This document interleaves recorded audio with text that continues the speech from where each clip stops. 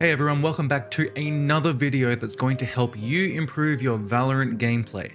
This week we're going to be talking about a new-ish game mode that was supposed to only be around for about a month or so, but because of how popular it is, it's stuck around for who knows how long. I'm talking about the 5-round unrated bloodbath that is Swiftplay. Also, I just noticed that my shirt has green on it, and so there's going to be some green screen issues. You can see through my shirt, that's fine. Anyway, Swiftplay is basically a hyper-speed, unrated, best of 5-round game. The whole purpose of it is to play quick games instead of sitting through potentially 45 minutes of unrated, where most of the time people are gonna FF about 8 rounds in before they even switch sides, because they just get bored.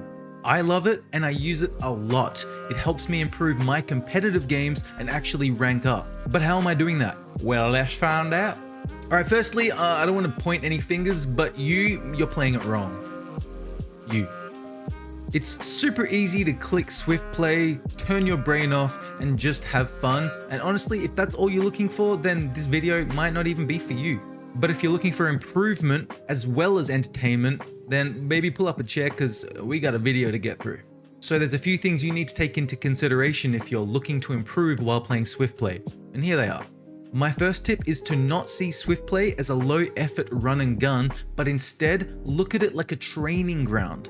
Swiftplay is the ultimate tool to learn agents quickly, as well as try different strategies and different things and techniques and all those sorts of things that make your game what it is, without all the downsides of trying this in competitive and having all your teammates yell at you and call you boosted. So instead of clicking Swiftplay and just picking any old agent, there's a few things you need to ask yourself before you even get to the agent select screen. First of all, what? What do you actually want to improve about your Valorant gameplay?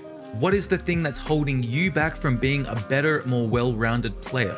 And what are the things that you want to practice but don't want to do in the heat of the moment in a competitive game, which could be the difference between winning and losing? This is a really important question, and like I said, it's something that you should be asking yourself before you even pick an agent. Say for example, you're an amazing duelist, and every single game you insta-lock Jett, and you drop 30 kills almost every time. Yes, you are helping your team in probably more than one or two ways, but what happens when somebody picks that Jett, and then you're forced to pick Reyna or Raze or somebody like that, and you're less impactful? Well, instead of becoming this sort of one-trick player, I highly recommend to everybody that you should be focused on becoming a well-rounded player. What if you took those insane entry abilities and your cracked aim and applied it to a different agent? What would happen? Well, hell yeah, Soy, that sounds awesome, but who and how? Shouldn't I just dodge every single game that somebody else insta-locks Jett first? No. Doing this might help you gain RR in the short term, but in the long term, all you're doing is cutting off both of your legs and then trying to run a marathon, whatever that means.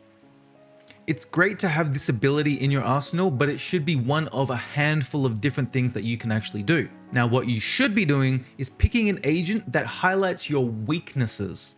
Say for example, you rely heavily on your aim and your utility usage is terrible. What you should be doing is picking an agent that highlights that. Someone that actually has great util, but in a sort of easier way to adapt to. Maybe somebody like a Killjoy. Or say for example, you lose a ton of games because nobody wants to play smokes. Well, how about you learn an agent that you can play aggressively on T side or attack side, and then you can play them smart and learn how to use their smokes on CT or defense side. Somebody like Omen is perfect for this. So figure out your weaknesses, because I'm sure you already know what your strengths are. Pick an agent that highlights your weaknesses and then go after them. Hey guys, here's the weekly plug for my Twitch. Yep, I know it, you know it, I stream. My Twitch is very different to these videos. Yes, there are times where I'll be giving a lot of advice on Valorant, but I produce what's being called as questionable content. But it's always fun. There's a really cool community of like-minded weirdos there, like myself. So feel free to show up and have a look around. Or not, all good. Next up we have money.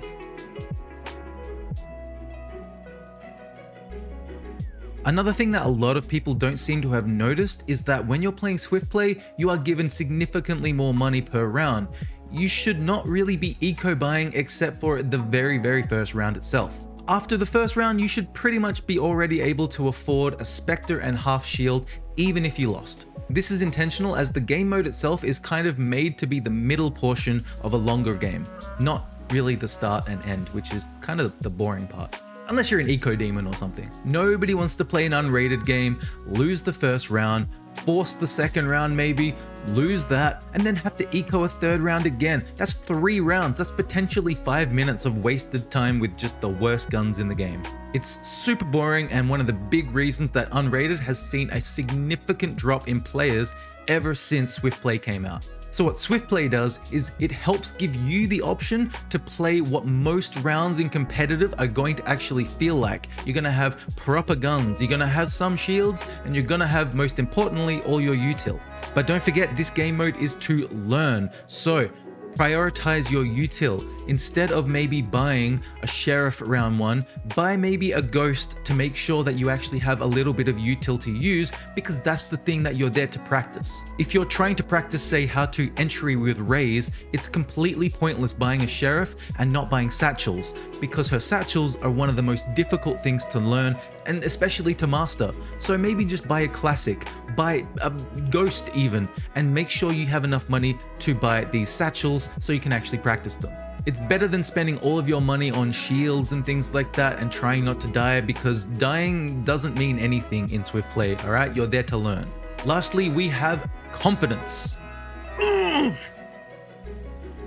This is another thing that SwiftPlay is great at, teaching you to actually be confident in your abilities. On average, your opponents in SwiftPlay are going to be of a lesser quality than what you're used to in competitive, but there's still going to be some absolutely cracked gamers in there.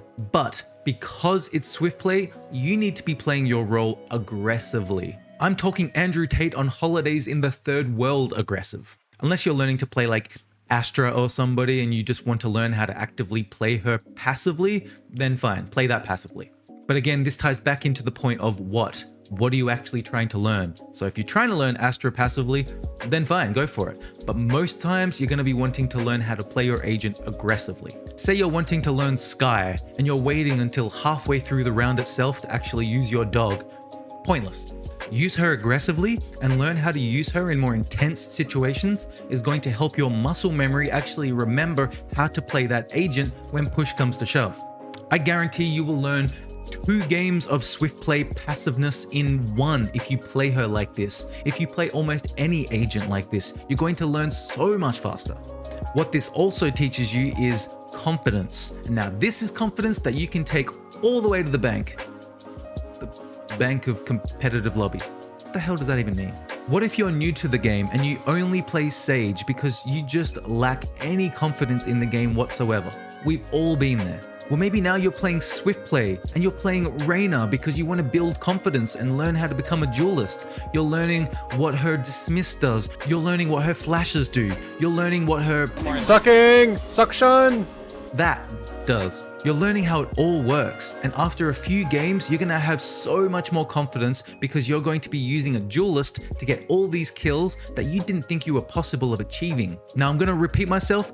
Take that energy and take it to a competitive game. Keep it, maintain it. Don't let a few bad rounds throw you off, okay? Stick to your guns, literally. Don't fall back and play her like you played Sage, all right? Play her the way that you're meant to be playing her. Hell, once you get more confident like that, you can even take that extra confidence and apply it to when you do play Sage. Because as you go higher in ranks, it's more fluid what the agents actually do. The roles are less kind of restrictive. You can play Sage as an entry if you really want to. It doesn't really matter that much. As long as you're helping your team, using your util properly, nobody really cares about the actual roles. People use their util in completely different ways the more that you rank up. It's really not a thing after, say, Diamond or Ascendant, but below that, people can be really restrictive what their role is. Everybody's had that teammate that's like, hey, no, I'm a Sage, I'm supposed to sit at the back, do nothing all game, occasionally give heals, but I'm not supposed to get any kills. That's not really true once you start ranking up higher. You will be expected to get kills, you will be expected to use your util properly, and you'll be expected to actually help your team in more than just one way. So take all these things that you practice in Swift Play, take all the confidence, all the skills, all the abilities, and take them to a competitive lobby and maintain that and watch yourself grow and grow and improve and improve. Lastly, I want you to remember that growth in anything takes time. Swift Play is not an immediate source of improvement, but it can help you improve significantly faster than just grinding out competitive games or unrated one after the other. Use the what point from earlier, focus on it, and play a few games with that what in mind. Then test it out in comp and see how it feels. Then when you've mastered that what part of your game, move on to the next one. Move on to your next weakness. Focus on that. Bring that to Swift Play. Improve on that. Bring that energy across to a competitive lobby. And again, grow and grow and grow. Do this over and over and watch yourself become a well-rounded player that never insta-logs, because you know no matter which agent you pick, you can do almost anything. Remember, it's not agents that have an impact, it's you that has an impact. That's all guys, thank you so much for watching. If you got any tips from this video, drop them in the comments below. If you have any other tips that you want to help recommend to the rest of the community, drop them in the comments as well.